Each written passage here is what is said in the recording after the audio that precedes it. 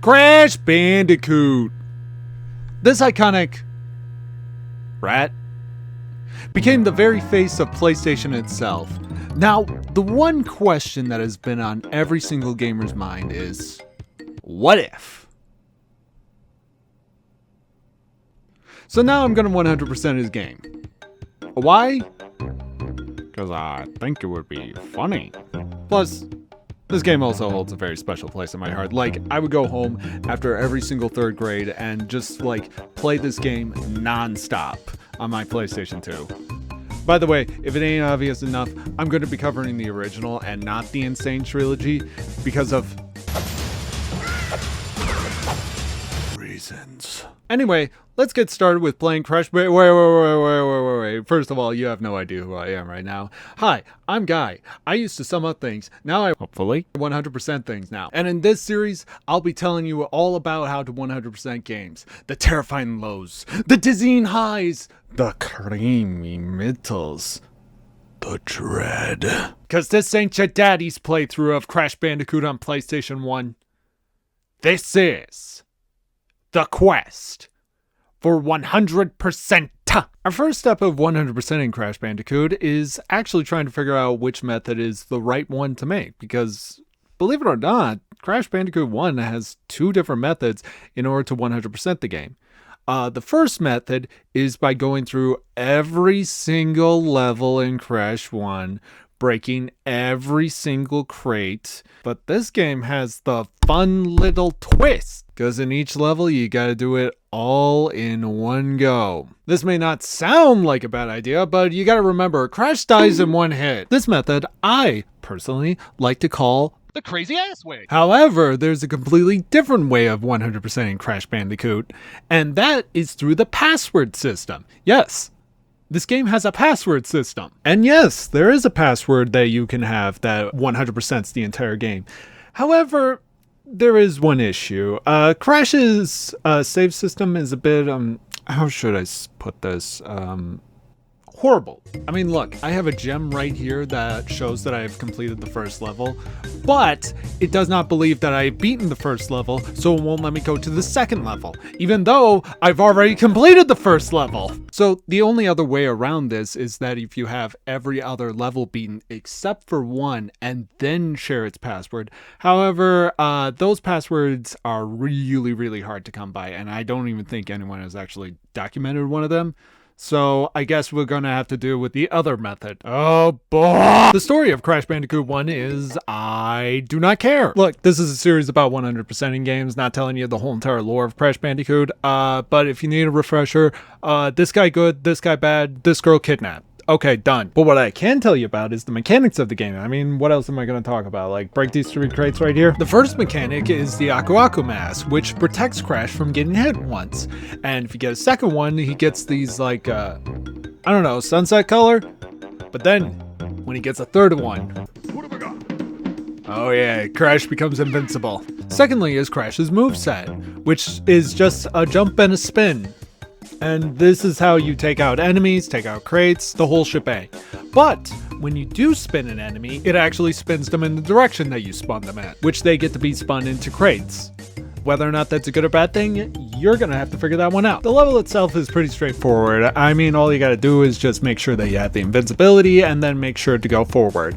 And I don't believe it, there's a fork in the road. But how would I know which one to just go right? Now we all know the funny gag. There's this whole entire row of crates that you need to break them all, and then you jump on each one of them, and if you miss one, you screw it all up, blah, blah, blah, blah, blah. I mean, you could do it that way. You know, like a hack. Or you could just be invincible and walk on top of them. Easy. And now we have to go back to the left path and make sure that we don't have any crates broken. Anyway, let's go back to the end of the level. Also, by the way, notice this whole entire animation where Crash does a victory jump into the air. That means that you have gone through the level all within one life, without using a checkpoint, and now you're eligible to get the gem. Hey, look, I got a gem. And now I could go on to the next level. For realsies this time. So anyway, let's tackle on Jungle Rollers. The very first thing that I do is I get invincibility.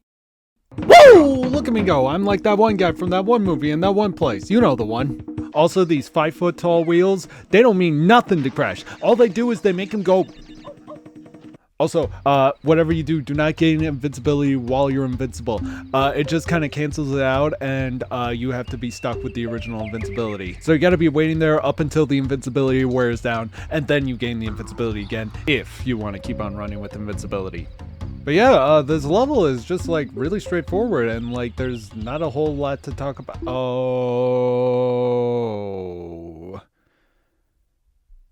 There's that thing right there. This right here is the beginning of a gem path. Let me explain.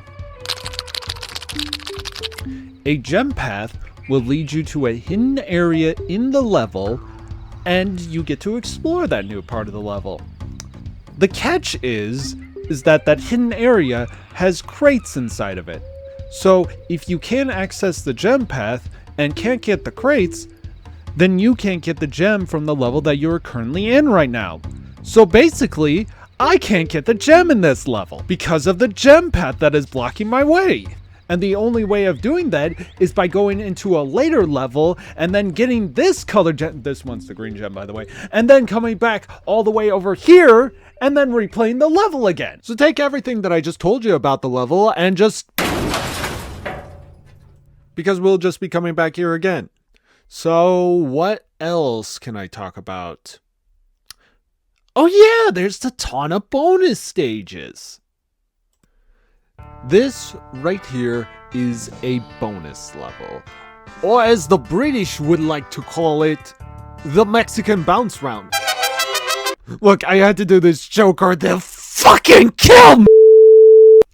But very interestingly enough, the bonus level crates don't really count as actual crates for your counter. You can skip all these crates, and yet you can still get the gem. If we could get the gem! What is interesting about this bonus stage, or any bonus stage that has ton in it, is that you're able to save your game right here. So yeah, that's a little nice reward to get from the bonus levels. Oh hey, I made it to the end of the level, and I missed 3 whole crates. Gee, I wonder where they were all at. Also, by the way, this game calls them boxes, but I'm just going to call them crates. You know, it's just better for my soul. Now it's time to tackle the level, the Great Gate. And what is there really to say about this level? I mean, like, I bounce on the crates, I get invincibility, I do that whole entire spinny thing, and then I get invincibility again. Really, there's nothing left to talk about. Oh. Okay, let's replay the whole entire level again. And while we're doing that, I'm going to tell you the most important thing that you should learn while 100%ing Crash Bandicoot. And that is patience. Patience is key to 100%ing Crash Bandicoot.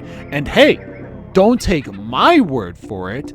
Take the Hey You Pikachu commercial on N64. I'm telling you, this takes patience. See, this kid knows what he's talking about. You see, if you don't have patience, then Pikachu will never listen. Crash might die. So you gotta handle all of that stuff while having a whole lot of patience for this game. It's not a good amount of patience, but it's still a lot of patience that you need. You see right here, I made it all the way to the end of the level. Oh, you gotta be kidding me. So you see, it's very important to have patience, especially when it comes to these gem pads and when you have to replay the entire level again for the second time. But anyway, let's move on. Boulders. Okay, this one right here is a fun level.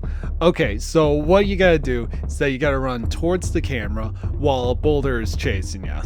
So screw that patience crap. Now it is time to act. And you need to act fast because the margin of error here is really, really slim. As for 100%ing the level, it's a straight line. And there's 3 boulders. So yeah. But there is one interesting thing here. So despite this being a massive freaking boulder, this boulder has a little bit of tendency to hop pretty much over any single crate. So don't rely on this thing for breaking all your crates. You gotta break them all yourself. And if you miss one, well, you gotta start over again. Now, it is very, very important right here to let you know that if you start at the beginning of the level, regardless of how many lives that you lost, you can retry again and again and again. You don't need to leave the level and then come back here, because a checkpoint crate was never used once. I don't know why Crash Bandicoot 1 operates like this, but this is how Crash Bandicoot operates. And yep, I go through the level, I break every single crate, I snatch my second gem, and now I am ready for the next level. Coming up next is Upstream, and if there's any level to start testing your patience, it would definitely be this one. Be patient with these leaves that are floating across the river. Be patient with these ramps that take a long time to climb up. Be patient with these fish that... See, this is why you need to be patient with the fish. Be patient with these plants that could eat Crash alive. Be patient with this another gem path that just shows up. Oh my god, just stop. For those of you keeping track, we have been through 5 whole levels, and 2 of them we were able to get gems, because the other 3 are blocked off by gem paths. Whatever. Bonus level. Anyway, here's the end of the level. I missed 3 crates. Cool, let's just go to the next level then. I don't care. And finally, we reached to our very first boss, Papu Papu. And I'm gonna be real with you here. This show is a little bit different. So what this show is mainly focusing on is 100%ing games, not beating games. And the bosses, they're just kind of there while you're just beating the game. So there's no real completion requirement for any of the bosses. It's also kind of the main reason why I'm going through every single level, because all of them are required to 100% the game. That being said, at the end of the day, I ain't going to go into much detail about Papu Papu or any of the bosses in this entire game, so there you go. Also, by the way, nobody commented that I got hit by Papu Papu once. That would make me very upset. Destiny calls, motionless I stall. No, I can't go. Rolling stones.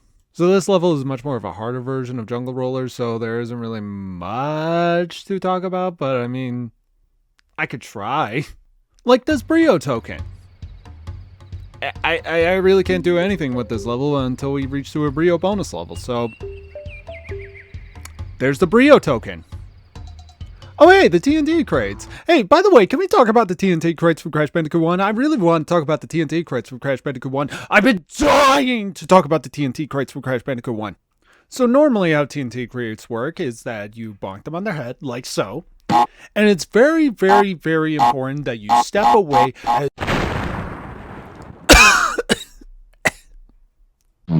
Okay, when they do blow up, they destroy all the crates in the vicinity.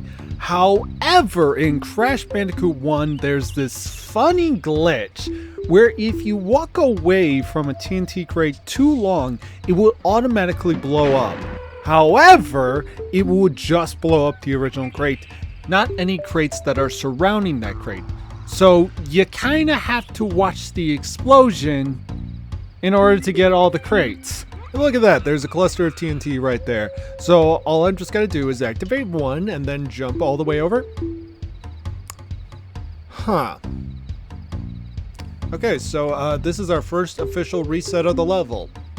So go through the level, blow up the TNT crates, have patience for the Rolling Stones, and also go to the Tana bonus level. And after all this work, I think it's looking pretty good.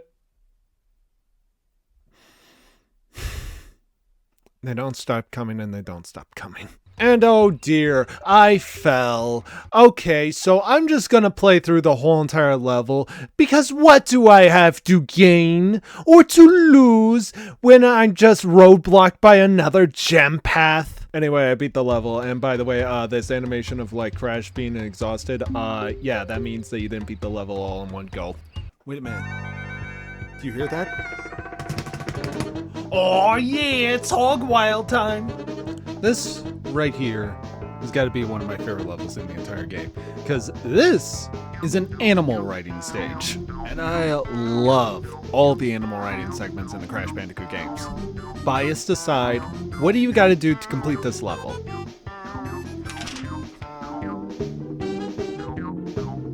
It just says break crates and avoid hazards. Break crates and avoid hazards. Well, that should be pretty easy. Crap, I missed one. Well, might as well let Crash die and then see if I can continue through the level, and I used a checkpoint. So I press start, I leave the level, I wait at the loading screen, I pick my level, I go to another loading screen, and then I can finally play it again. This problem does not exist in isolation to Hog Wild. This problem exists throughout the entire game. And when I say that patience is key to completing this game, I really wholeheartedly meant that. So anyway, I dodge this guy, jump on this thing, jump over this thing, also get the gem. Also, fun fact, I never knew about this, but like, apparently the natives, their hands just like clip through their shield. I've never really noticed that. Native fortress. Okay, so like, there's not a whole lot to talk about. This is like a harder version of the Great Gate. And even then, there wasn't like a whole lot to talk about. So yeah, you just kind of go through the level, you fight the monkey, you go through the bonus stage, you do that whole entire like spinning thing to go up. But then there's this one interesting part where you go to this turtle right here, and then you bounce on the turtle. By the way, it's very important that you bounce on the turtle. And then you go into the background. Yeah, so whenever there's like a flat spike, you just like walk through the background and you can just get through the level. Like, that it was no big deal. Well, golly gee whiz, I sure do hope that a gem path doesn't show up. Oh my god, the exact opposite thing just happened. Holy crap, Lois. Whatever, just get to the top. Done. Oh boy, I missed 11 crates. Who could have seen that one come? Also, by the way, we finally finished the first island. That is 8 levels so far, not including Papu Papu. And only 3 of them have gems. What a wonderful start. Anyway, up the creek we go. Again, it's just like upstream, but you know, it's got the monkey! Fun fact, did you know that the blue plants are activated on a timer while the green plants wait for Crash to be eaten? Also, fun fact, did you know that the plants could just insta-kill you even if you have Aku Aku? Well, that ruins that run, but the rest of the level is just kind of basic, except for this one moment right here. When you get up to one of these ramps that have like a whole bunch of lily pads on there, there's an exclamation point crate, and by the way, this activates other crates. And then nothing happens. So what you're supposed to do is that you're supposed to go all the way back with the lily pads, and then go down the ramp, and then just notice that there's a whole bunch of lily pads below the ramp and a TNT crate with a bounce crate. How the hell is anyone supposed to figure that one out? Then there's this section right here. You gotta be patient with a fish, a plant, and a leaf, all at the exact same time. Meanwhile, you are just hearing the exit right there in the background. And you better not screw this up, because then you're restarting this whole entire run all over again. I didn't have to do that, but I mean, like, you know, it is kind of scary, I think. Anyway, I got the gem. Now time for Ripperoo. Ripperoo? More like Ripper... Idiot! I would rather take this cone and shove it straight up his ugly ass. We'll be right back. At 22:16 hours, we got a call that a man was acting wildly in the store. It took us a while to control the situation. We've had 3 incidences this week. They're annoying. What have we got?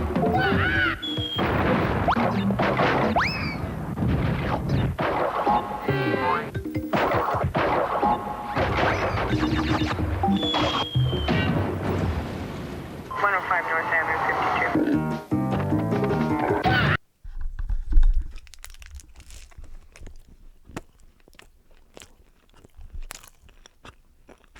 By the way, I've been watching this show. It's called City, the animation. It's a really, really good show. It's like if you took the 22 Tales of Springfield and then made that into an anime. Now you may be wondering why I'm recommending you an anime in the middle of a Crash Bandicoot video.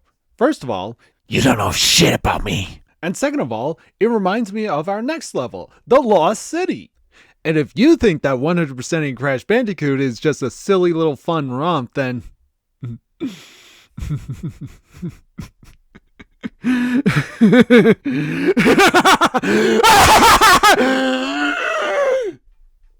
You're slightly wrong.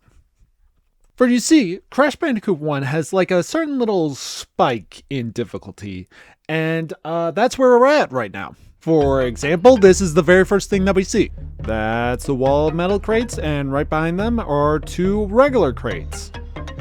So how does anyone break these? Do you go through the whole entire level and find 1 exclamation point crate to break those crates? Ha ha ha ha! Don't be silly. This is Crash Bandicoot 1 on PlayStation 1, 1996.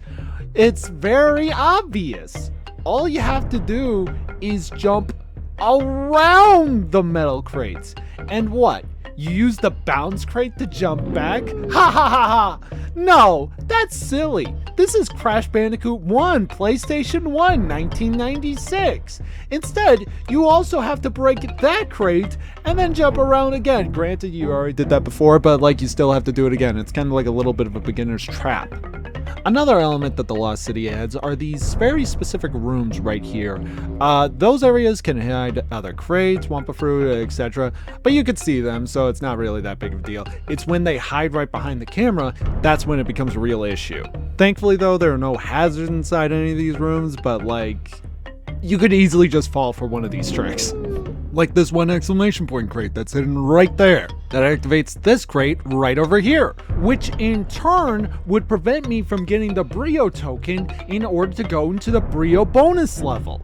And speaking of the N.Brio bonus level, let's talk about this lizard right here. Very simple enemy. You can't spin into it, but you can bounce off of it, making Crash jump higher. Trust me, this will be very important later on. Then you have to deal with these bats, which all fly into a straight line on usually the top half of the level. Usually Crash has to be on the bottom half. And if you want to make progress, well then you just have to be patient. There are also these bouncing lizards that basically work the same way as the regular lizards, except you need to bounce off of them in order to get like stuff like tokens, crates, that kind of stuff. But then we get to these walls right here. These walls just pop right out and just constantly push Crash out into the water, which is an insta-kill. These walls are the bane of my existence and why I hate these levels so much. It doesn't even help that they like to stack them on top of each other with a whole bunch of different sequences. Like, God, I fucking hate these levels. Let's not dwell on that. Let's dwell on this 1 exclamation point crate that is located right above some fire right over here. Now, if we could just thread through the needle right there, and we're good. And with that, we can now finally enter into the N.Brio bonus level.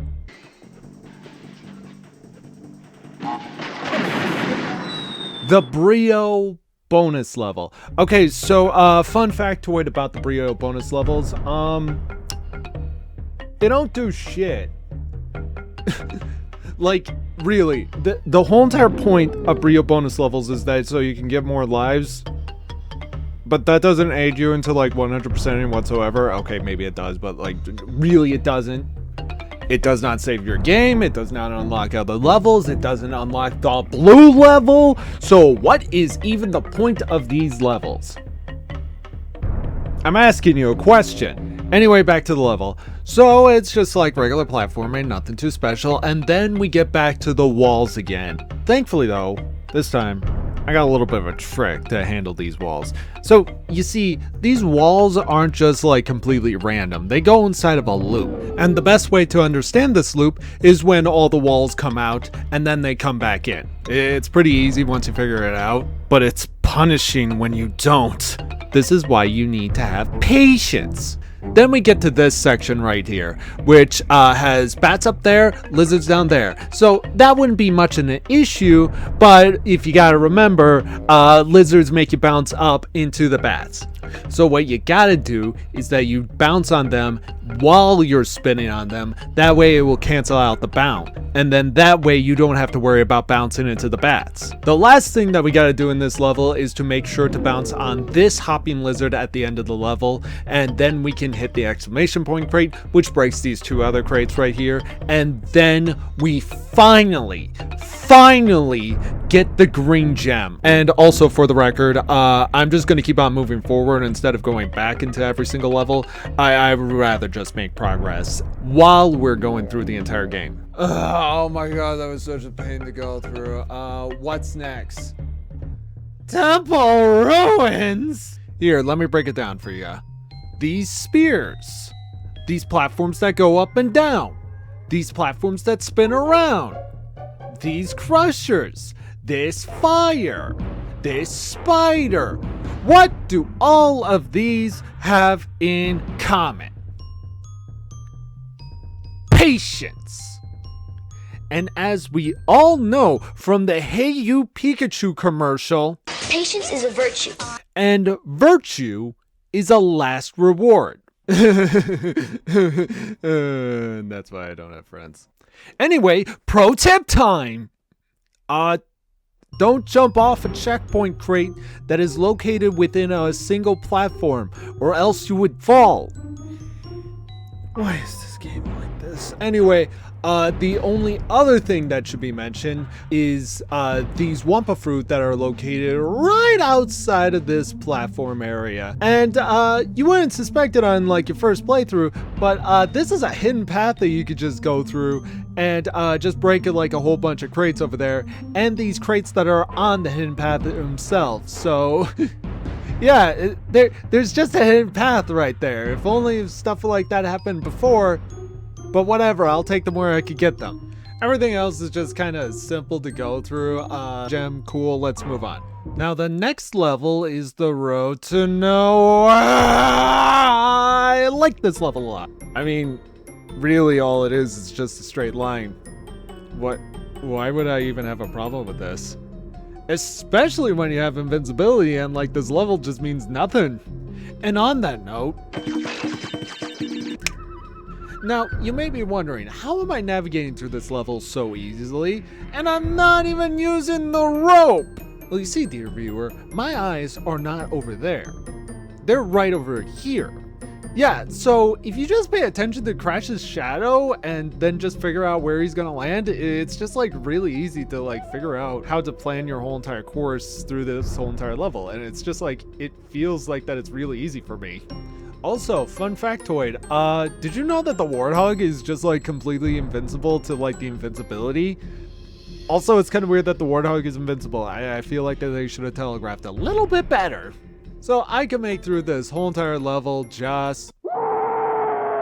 Let's get through the level. Up until you get all the way to this one turtle right here. Now, most beginner players would just spin the turtle. However, what you're supposed to do is that you're supposed to bounce on the turtle. Remember that one time where I said that you're supposed to bounce on the turtle? Well, this is where it comes back into play. This will be important later on, trust me. And look, I made it all the way to the end of the level, and oh look, there's you again. Whatever, let's just beat the level and get this over with. Now are you excited for the wonderful world of Boulder Dash? It's just boulders again, but it's longer. That's all that is. It's just boulders, but longer. I mean, there's this one point with like the TNT crate, but other than that, there's like really nothing new. Son of a bitch, that is something new. Okay, what do we got for the next level? Wait. No. This can't be right. No, I thought this was gonna be later, but no. It's Sunset Vista. This level right here has got to be one of the most brutal, one of the most painful, one of the most longest levels in the entire game.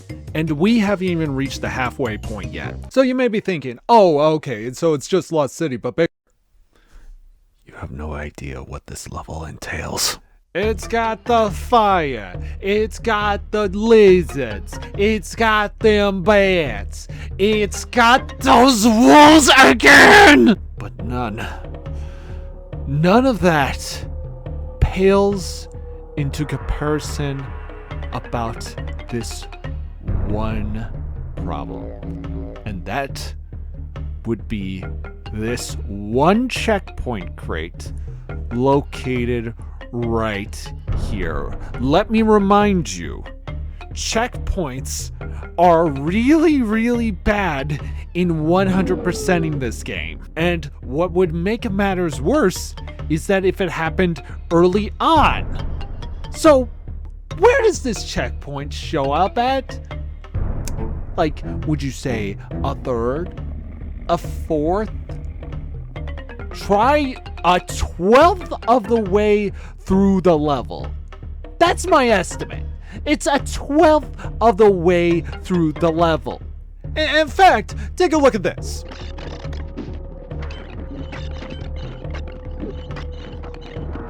That's your margin of error right there, which would not be as bad. It would not be as bad if this wasn't the longest level in the entire game. In fact, I think that it's the longest level in the entire Crash Bandicoot trilogy. That's how bad this is. So if you even just make one mistake, just one mistake, your ass is getting sent straight back to the map, and then you have to do the whole entire thing all over again. Okay. Let's just focus on the level for now. Okay, so there's this one part right here where you got to deal with the platforms, and they go out one at a time, and you got to jump at one at a time. So you need to be very patient while dealing with this whole entire section right here. Then we climb up all the way to the second floor, and then we get to this section right here with the walls and the platformers, which all it takes is, say the magic word, fellas, patience! Where you have to wait for the platform to show up without the wall. I know obvious stuff is obvious, but are you really going to get through this on your first try? Then there is the climb to the third floor, which just has this pit all the way here, so if you slip up, then you're screwed. They also got these bats here that are blocking your vertical movement, which is like kind of weird, but sure. Then you also have to deal with these spinning platforms, which for some reason I have a bad habit of either missing my jump or just slipping off of them. Why am I dealing with this?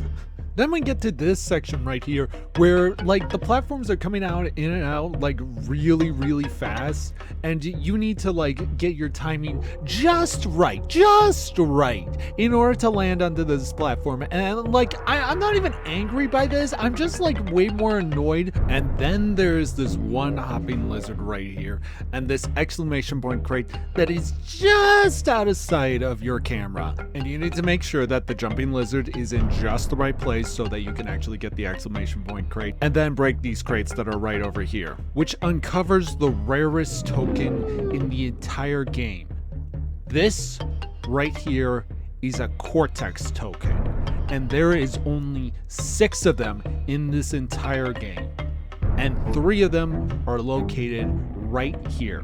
So we absolutely need to be on the lookout for each of these Cortex tokens. Oh, hey, look, another Cortex token. Crash, look out! No!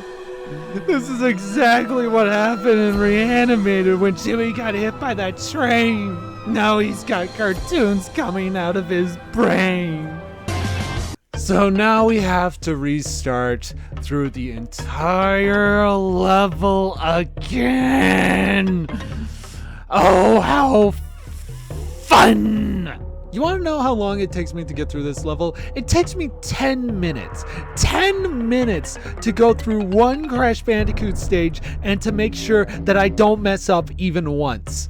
And every time that I play this level, it is the longest 10 minutes that I have ever have to endure in my entire life. And this is just one mistake. Just one. Imagine doing this level again and again and again just to get that one single gem.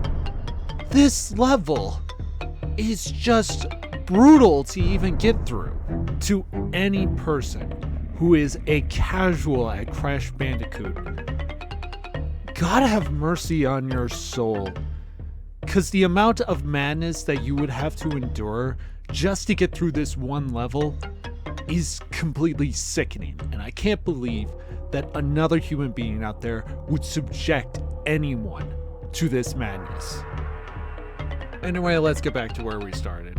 So this part of the section with all these walls coming in and out, and also you need to grab this one Cortex token, is very, very tricky because like usually I'm very used to this whole entire looping of like the walls coming in and out, and then once all the walls come back in, that is when you start walking. However, this one doesn't have all the walls coming back in, so you need to have a plan.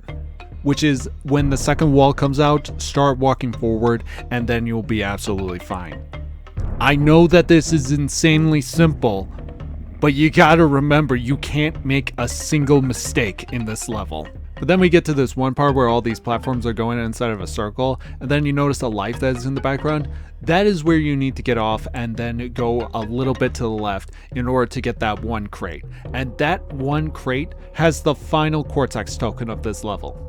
And with that, you enter the Cortex bonus level. And this ain't just like a simple bonus level where if you mess up, oopsie doopsie, and then just continue on with the level. No, this ain't a N.Brio bonus level. This is insanely important to 100%. And if you mess up one time, you gotta send your ass all the way back at the beginning of the level, and I never want to do that shit again. So what you gotta do is, you gotta jump on these TNT crates and then break these crates that are right in front of you before the TNT crates blow up.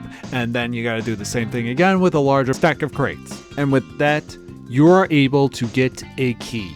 And these keys unlock levels that are hidden within Crash Bandicoot. So yeah, you can kind of see why these are very important. So yeah, moving on, ton of bonus stage, who cares, and then the rest of the level is pretty straightforward. That was hell. Now it's time to fight Koala Kong. Koala Kong? More like whole hog! Yeah, this is the level that we just unlocked. It's Hog Wild, but bigger. Gem. So now we're going to the third and final island, and starting off is Heavy Machinery, which is a very interesting level because remember how that whole entire like difficulty spike that we've been dealing with? Heavy Machinery is like a difficulty dip. Not that I'm complaining, it's kind of weird, you know? Now, one of the more interesting hazards is these cold pipes, which are exactly like the ice cream cones in Bubsy Claws of the Counters of the Third Kind on Sega Genesis, which you can completely touch and then you'll be absolutely fine. However, these hot pipes are the exact opposite of the ice cream cones from Bubsy Claws Encounter of the Third Kind on Sega Genesis. They are much more, too hot to handle. Thank you, Mighty Morphin Power Rangers commercial, for explaining the hot pipes in Crash Bandicoot 1. I love you.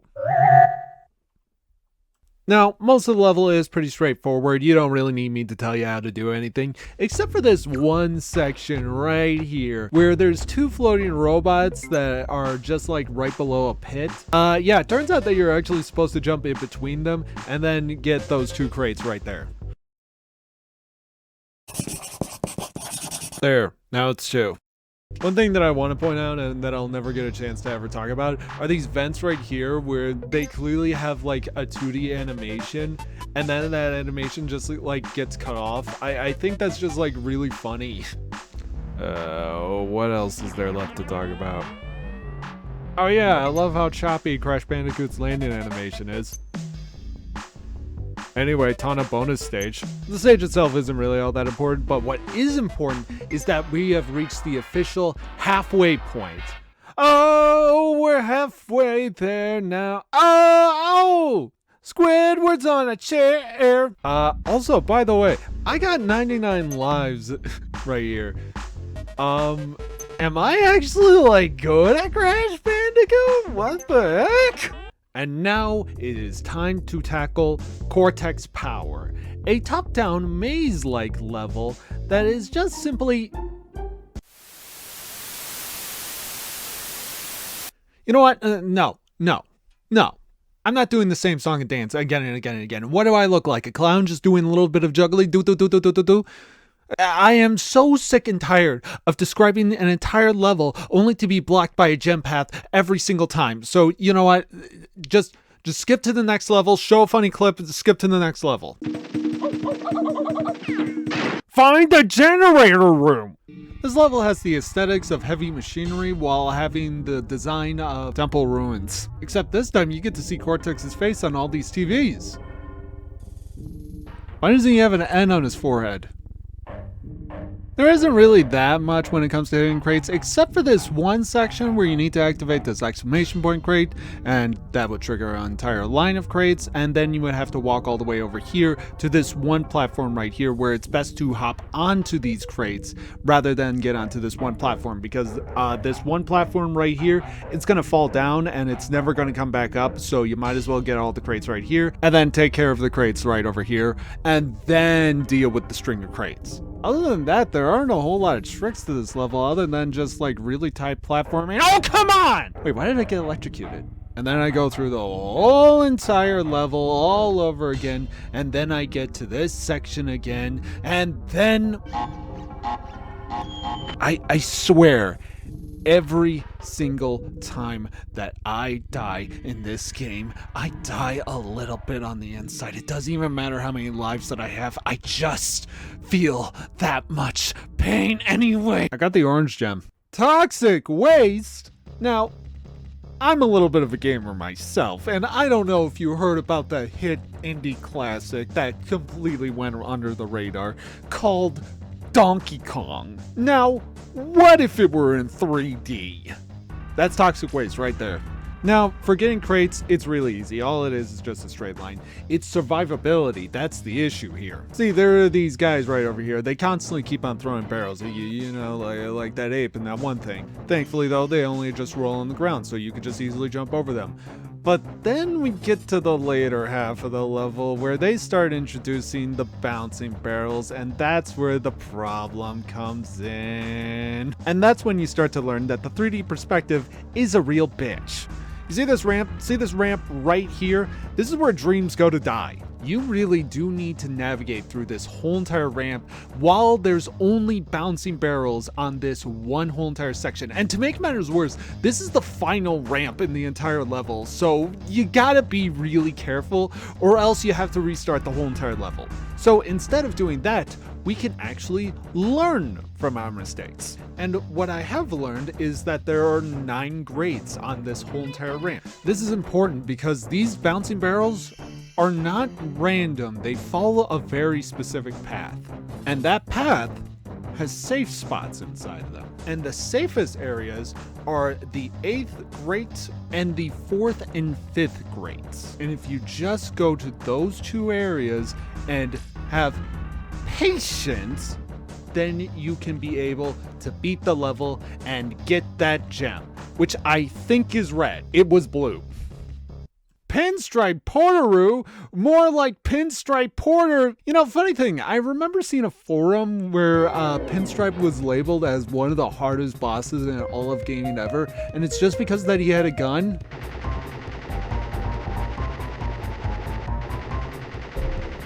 Oh, this fight is taking a little bit longer than I thought it would have. If only if I had enough patience. Shut up! Yeah, we're gonna need a break.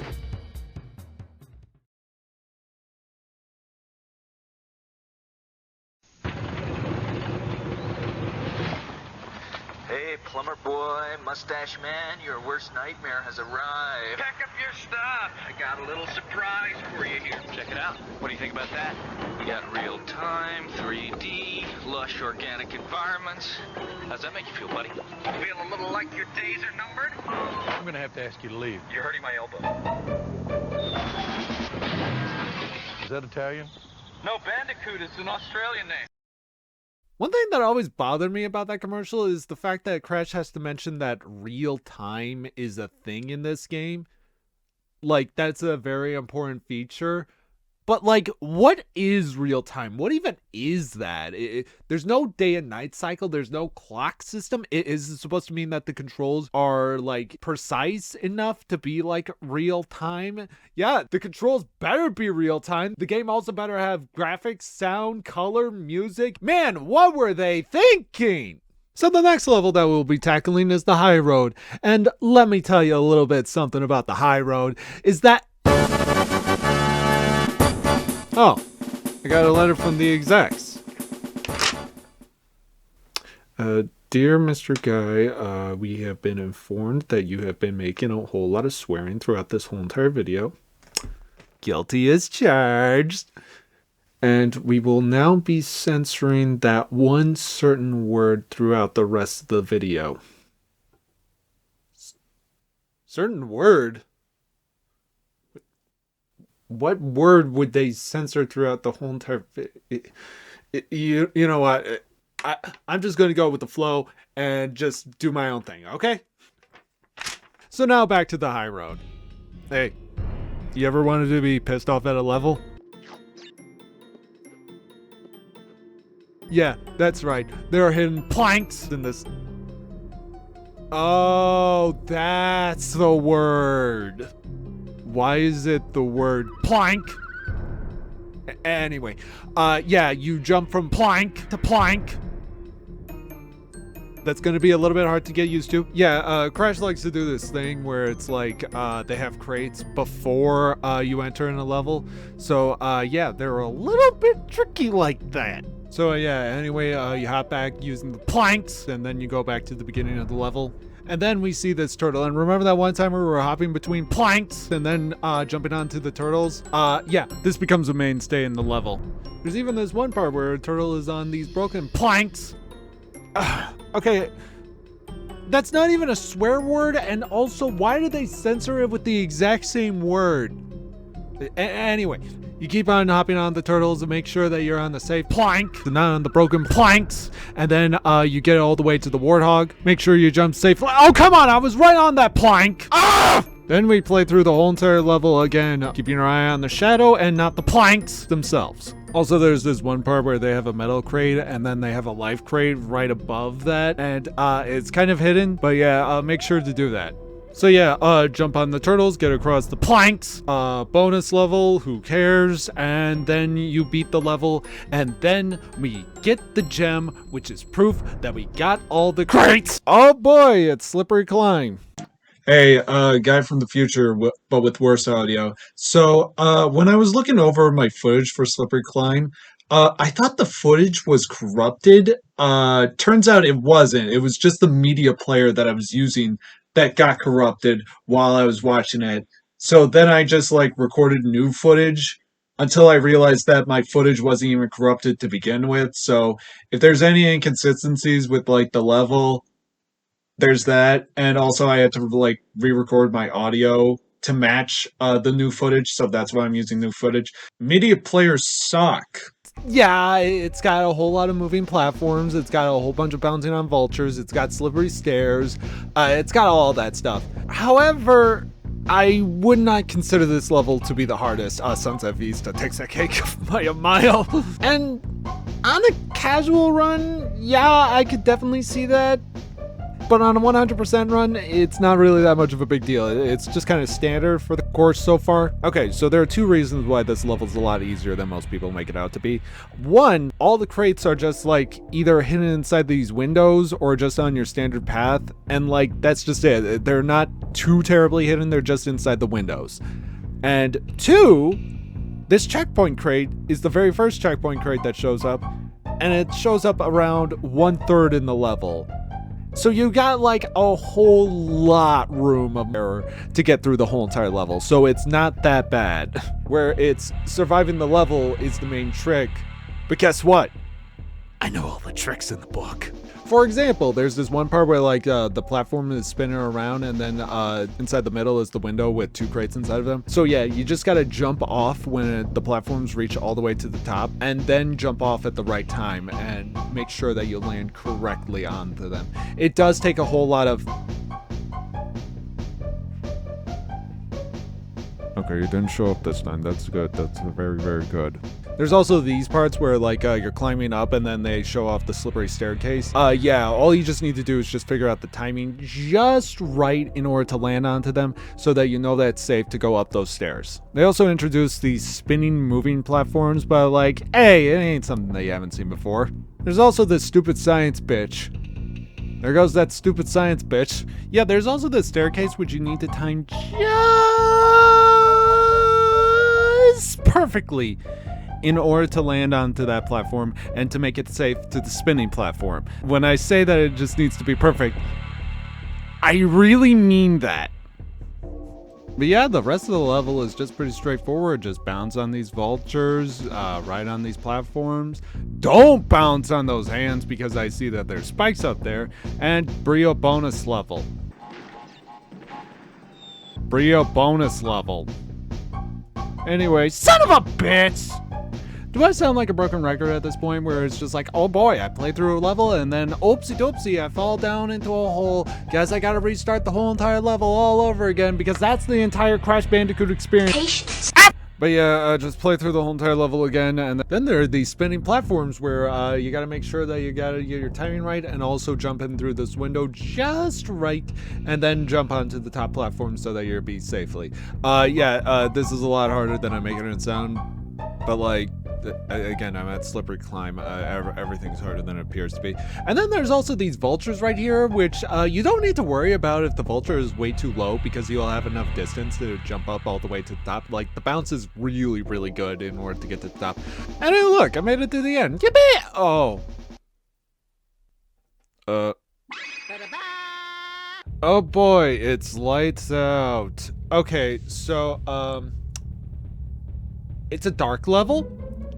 And the way that dark levels work is that you see how Aku Aku is very, very clear right now?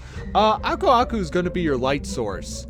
So, yeah, you just need to navigate through the whole entire level while you got to make sure that Aku Aku stay lit. Here's the thing, though.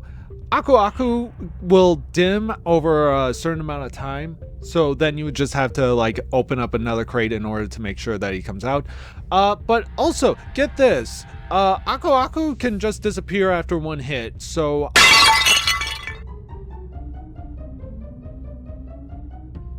Darkness.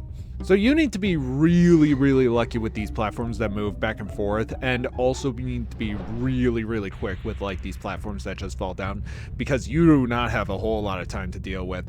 But thankfully though, there are a whole lot of Aku Aku crates right here. Unthankfully though, you don't get an extra hit, so they're all just one hit and then you lose your light. So have fun. Thankfully though, I'm very well versed in the darkness.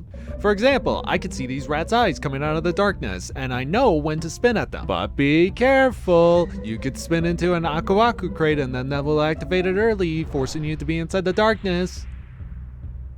Haven't we all been there? Well, you know, for a dark level, everything is going pretty well. Why? Why? Why? Why? Why? Why? Why? Why? Why? Just why?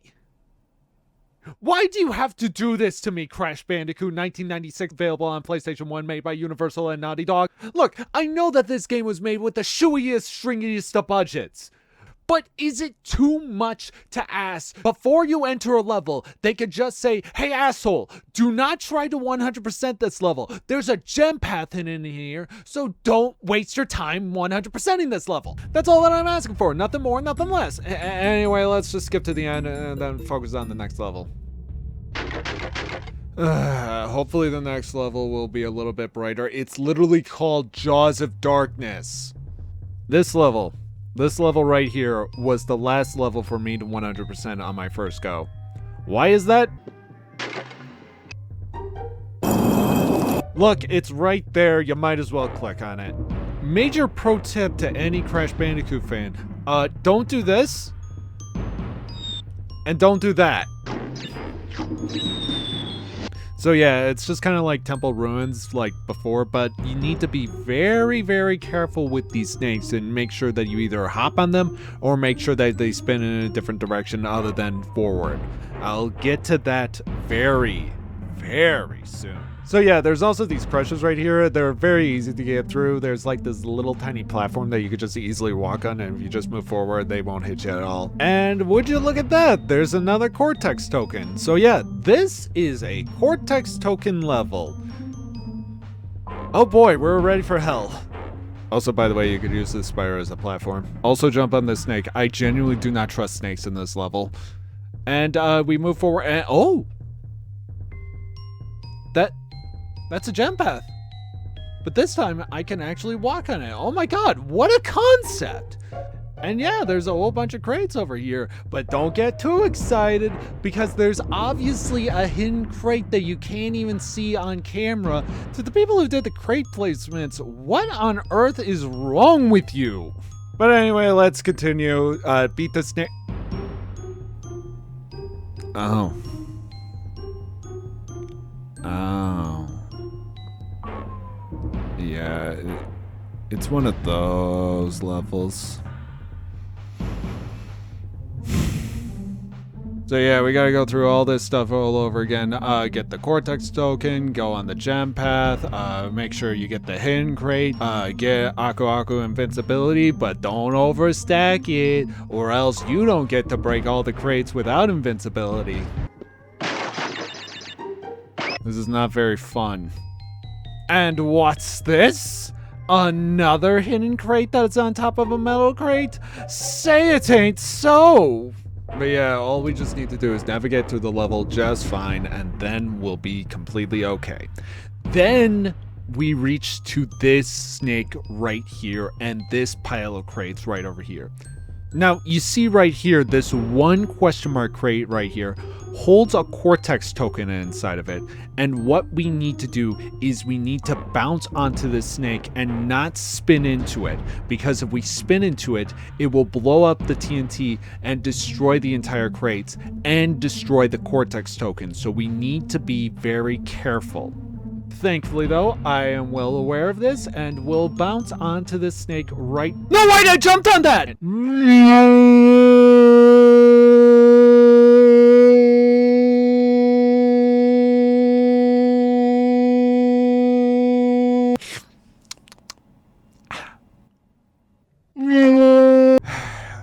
I could go through the whole entire level and break every single crate, but I don't want to deal with that, so I'm just going to reset the level. Cortex Blue Gem Hidden Crate. Get invincibility to break all these crates. Now see, that is fun. This time bounce on the snake instead of getting hit by it. And now we got our second Cortex token. And hey look, it ain't bad. You know, life has many disappointments. For example, I spent 1 whole hour playing through Shadow the Hedgehog just to do the computer room joke. You better have laughed at that joke! But I'm just going to focus on getting the key first and then just moving on from that point forward. Yeah. Anyway, there's this whole entire section where there's TNT crates at the top of exclamation point crates, and what you need to do is that you need to wait for the timer to go out while hopping onto these crates, and then while you're safe over there, the crate explodes, and then you have enough time to walk onto the metal crates over there. And then do it twice. But yeah, get the key, the rest of the level's easy. Like I said, the rest of the level is easy. And then just go on and we'll focus on getting the gem later. Okay, moving on. Okay, let's go to Castle Machinery.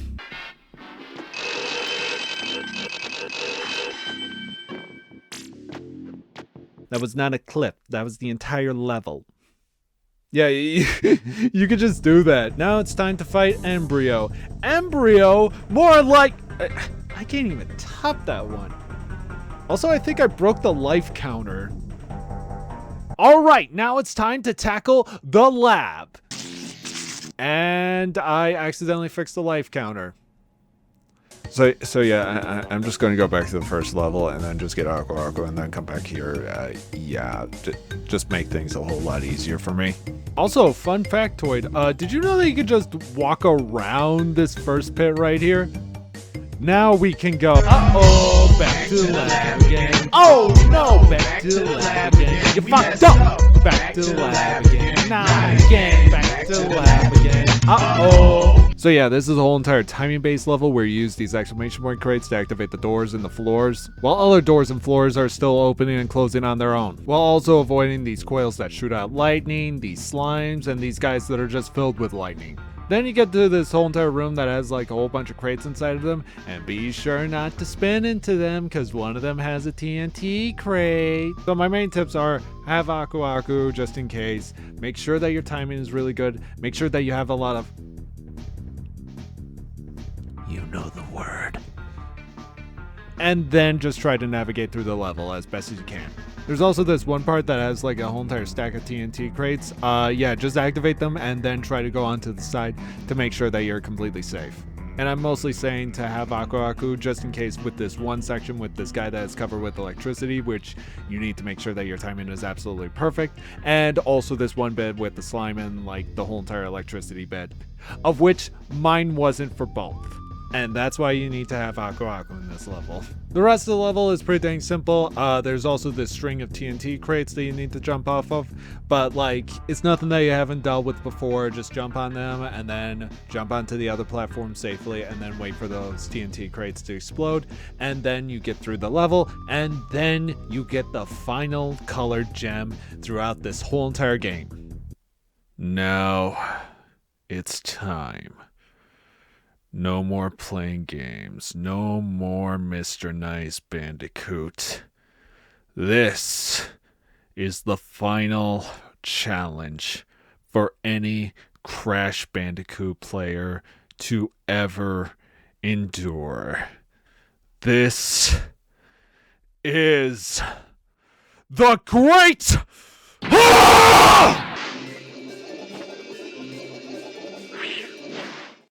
Yeah, this is a level that you don't actually complete per se. This is much more of a level that you come back after you completed all the levels, then you get the full path, and then you'll get the true ending into this game. Yeah, it's kind of weird that it's like its own individual level, and it's the final level, but like, yeah, that was the Great Hall. And now it's time to face Dr. Neo Cortex, and I don't think most of you know who Dr. Neo Cortex is, so here, let me give you a refresher through the only way that I know how.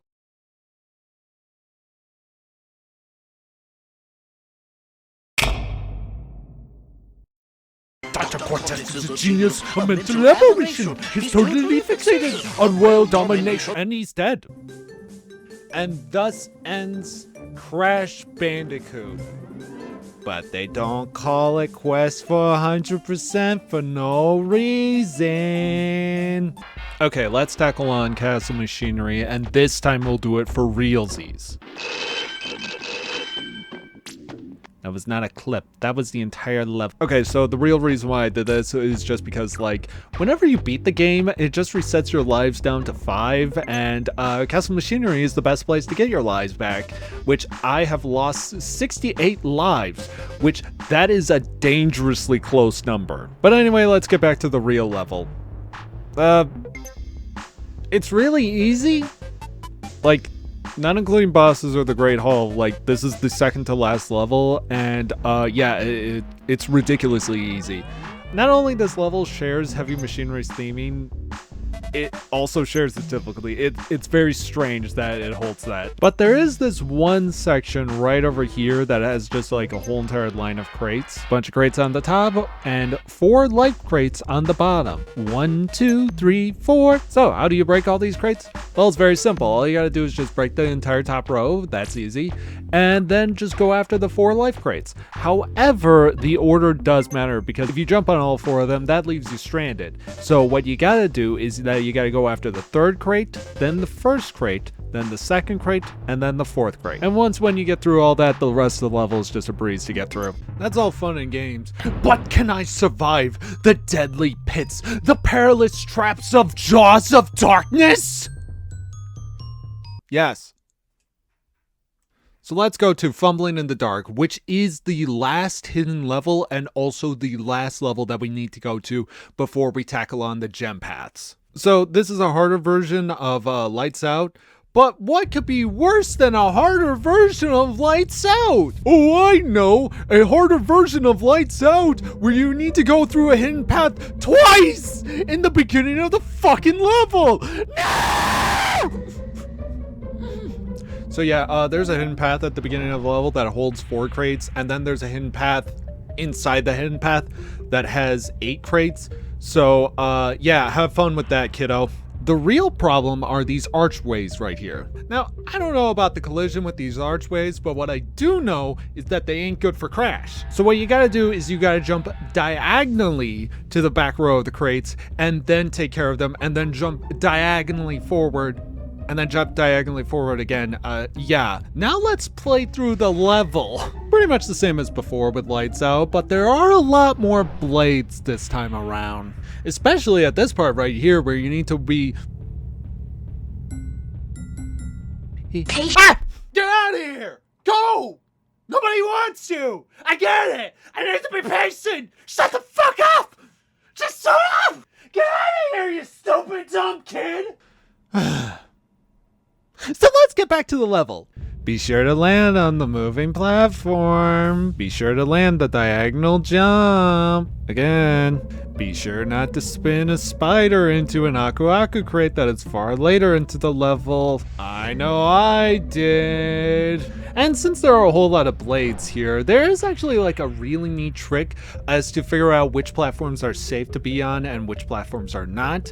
For example, these wooden platforms are completely safe to be on, while these stone platforms are not. And a good way to remember that is that if you're on wood, you're good. If you're on stone, you're in Cider Town. Wait a minute, I think I got that one mixed up. Oh no, I get hit by one of the blades, which leaves me in the dark. The fumble. Now, if I don't mess up this one jump, this one teeny tiny jump, then we'd be good. Oh, hey, look, I did it. Now all I gotta do is wait for the spider to come down. Thankfully, though, I can see the spider's eyes and jump on him safely. Pretty much most of the level, it just involves you bouncing on spiders and getting past the level. And look, there's the exit right there. All I have to do is just bounce off these spiders and...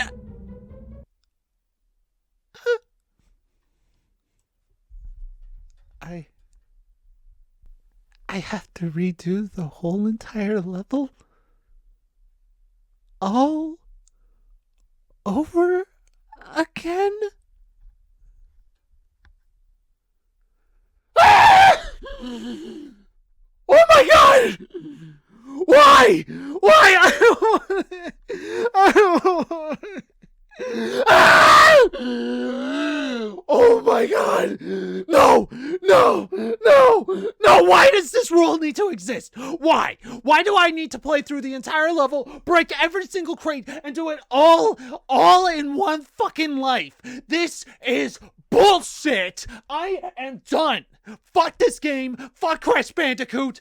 I am done! Bye! I thought I could change the world. Hey, stupid! You should be watching Clone High right now. We'll be back after these messages, but you should be watching Clone High right now. Let's play! Oh, great. It's the Hey You Pikachu commercial. Pikachu, carrot! Dude, he didn't do it. It's just like the cartoon. Sometimes Pikachu only does what he wants. I get it now. Sometimes Pikachu will not listen to me, and I need to be patient with Pikachu, even though Pikachu will refuse to listen to me. So I should buy Hey You Pikachu to truly understand patience. And somehow that involves Crash Bandicoot. I know what I need to do. We are back, baby! Now this level may be hard, it may be painful, and it may even be intense, but I will never give up, no matter what! I did it. Okay, yeah, sure, we could do it that way. You know, I don't even care anymore. You know what, fuck it, let's do the gym rounds. I'm also lightning rounding through all this because, like, I don't want to talk more about these levels than I have to, so let's just go. Lights out! Okay, so what you gotta do is you gotta just hop onto the yellow gem, and then you get to spin around inside of the tower, which is pretty dang cool. And you get to see the 3 crates on the top, but you break those and then you exit the level. I was then thinking about taking on harder levels at first and then working my way back to the easier levels, but then I realized something. That's stupid. So I'm just going to be doing some of the easier levels first. Okay, moving on. The Great Gate. This one doesn't have much to talk about. Just use the yellow gems to get across to the exit. Oh my god, you have to get through the whole entire game in order to get this one. Climb up through this section and then go through this section, which does have an interesting point where you get to go into the background twice. The first time around, it doesn't really matter. All you get is just a life. But then the second time around, it does have a hidden crate inside of it. Oh, tricky naughty dogs! The worst part is that you have to go back to get this bounce crate and then just go through the level like normal. Upstream, yeah, this level's just pretty much straightforward. All you gotta do is just play through the level like normally, and then you reach this one ramp right here that has a whole bunch of orange gems beneath it. Also, fun factoid, did you know that this area is considered to have a pit inside of it? Because I learned that the hard way. Yeah, there's just like one crate that's like directly below the ramp. Then we reach the end of the level, which just has some orange gems.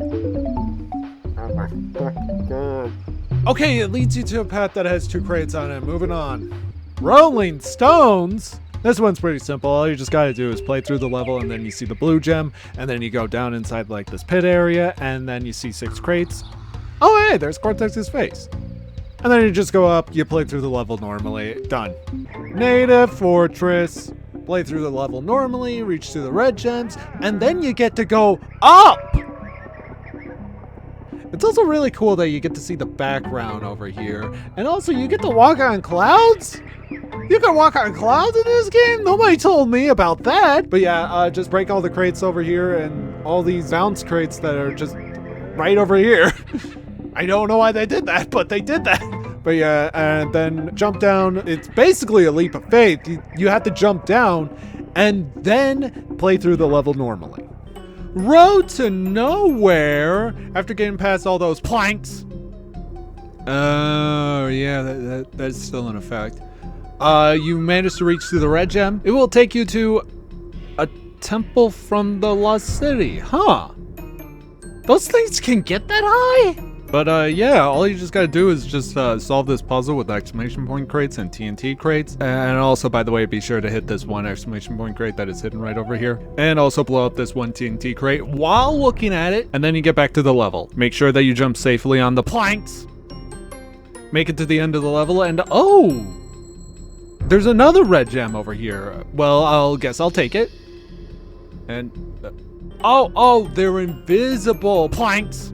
God damn it! And is there a plank right in front of me? I mean, I could just jump all the way over there. Oh, okay. Oh, I have to make a leap of faith with invisible planks. Stop! You know, you could just easily say the word bird. I like the conflict, okay? Get the crates and then jump all the way back. Done. Boulder Dash. Play Boulder Dash and make it to the end. Reach to the purple gem and then go inside this pit. Oh, wow. This place looks incredible. Like, wow, this place has a lot of good bioluminescence in here. And you never get to see anything like this in the main game. Like, this floor is new, these spikes are new, these mushrooms are new, these enemies. I think they're the exact same, it's just the lighting. But like, still, it is just like really impressive to look at. So yeah, all you just gotta do is you just gotta break all the crates, but also be aware that if you bounce up too high, you'll reach to the pit's death area, and then you will fall. So, be careful of that. Okay, moving on. Now we get to the real penultimate level. Our true final challenge. Insanity Beach. Nah, it's just Cortex Power. Now, you may be thinking, how is Cortex Power? But what I ask myself is, why is Cortex Power? Why is Cortex Power a long level? Why is Cortex Power a maze level? Why does Cortex Power have a top-down view that could easily mess up your jumps? Why does Cortex Power have its name throughout the whole entire level, and yet all the time the first R is falling off? Why is it specifically the first R? Why does Cortex Power need a jump path? And of course, why does Cortex Power force me to backtrack throughout this whole entire level? But hey, I got arguments, but hey, at least it's easy to get through. But hey. I gotta know. Am I alone on this? I gotta see if, like, other people know that this level is just flat out brutal. Like, I really gotta know. Okay, let's just... There we go.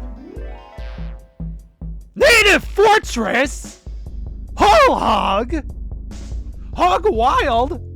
Like, did we play the same game? I mean, most people didn't. They just played the Insane Trilogy and just called it a day. But, I mean, like, why is Native Fortress the one level that's constantly on this list and not Cortex Power or Sunset Vista? I've also seen people list the High Road, and I don't know what to tell you. You're just bad at the game.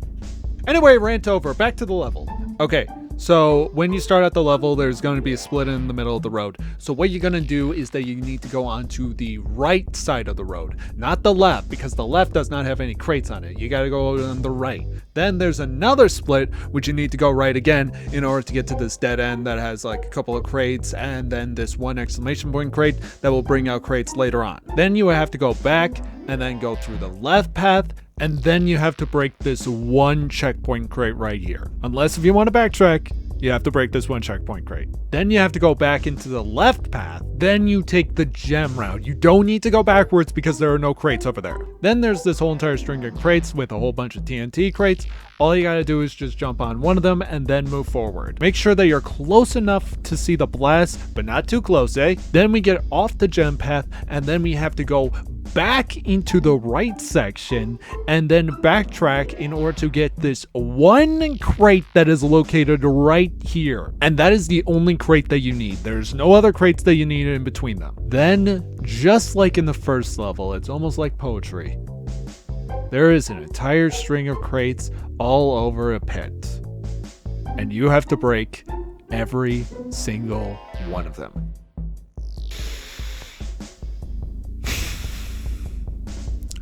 Let's just pretend that I went through the whole entire level again, and then we'll just reach to the end of the level. But now, we're about to reach to the final level in Crash Bandicoot. But before we do, I got a little gift for you. Now, I need you to hold up your hand for this one. It's a little version of me. I want you to have it. And he comes with a gift of his own. Now, you remember at the beginning of the video, which was, oh my god, this video's an hour long? Anyway, here, let me give you a refresher.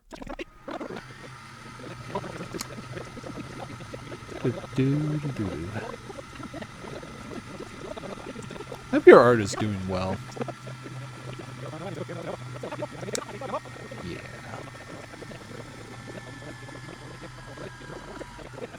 There, right there. So the only other way around this is that if you have every other level beaten except for one and then share its password. A password that has all but one level inside of it. Now, are you ready to see it? Because here we go.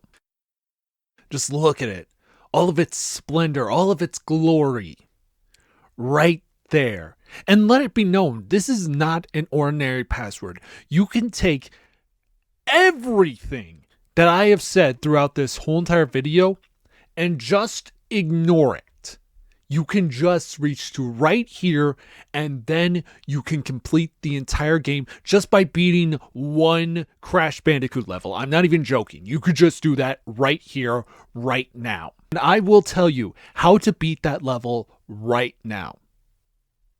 Let's break these 3 crates. Wow, what a hard game. What we gotta do is that we gotta take all our gems and then go straight to the Great Hall. Now we jump on every single one of the clear gems that we have collected. And then we reach to the final platform where we escape with Tana on a vulture. And with that, Crash Bandicoot has been 100% completed. That was a lot to get through. And despite of everything that has happened throughout this video, I actually had a whole lot of fun 100% in Crash Bandicoot. And like, yeah, there are the gem pads, which are terrible. There is that one rule where you have to do the whole entire level all in one life. But at the end of the day, if I have fun, I'm having fun. More importantly, I'm very glad that I shared it with you, the audience. And also, like, let me know whether or not this video is good or not, because honestly, I have no idea if this video is actually entertaining or not, because I intend to do more into the future, and I really want to know if this series is working out or not. And please tell me what you liked, what you didn't like, and let it be known this ain't like comment baiting or anything. I genuinely do want to know what you think. But thank you. Thank you so much for watching this video. Here's hoping to a lot more. And with that, see ya.